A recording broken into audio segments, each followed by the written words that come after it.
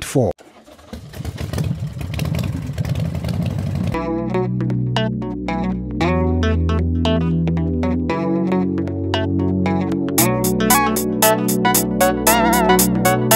Iyi mask urayibona ifasha ku bantu hari ukusanga umuntu afite nk'ibiheri afite irazanye kuri face yarazanye utuntu kuduheri dutandukanye.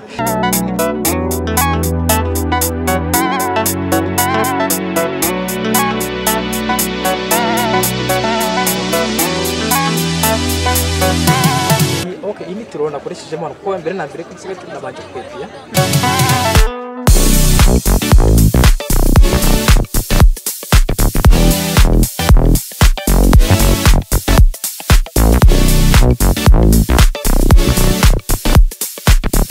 Nawe utarakanda subscribe kanda ku kamenyetso k'umutuku kanditseho subscribe kugira ngo uzajye ubona n'izindi video zitandukanye utasanga ahandi.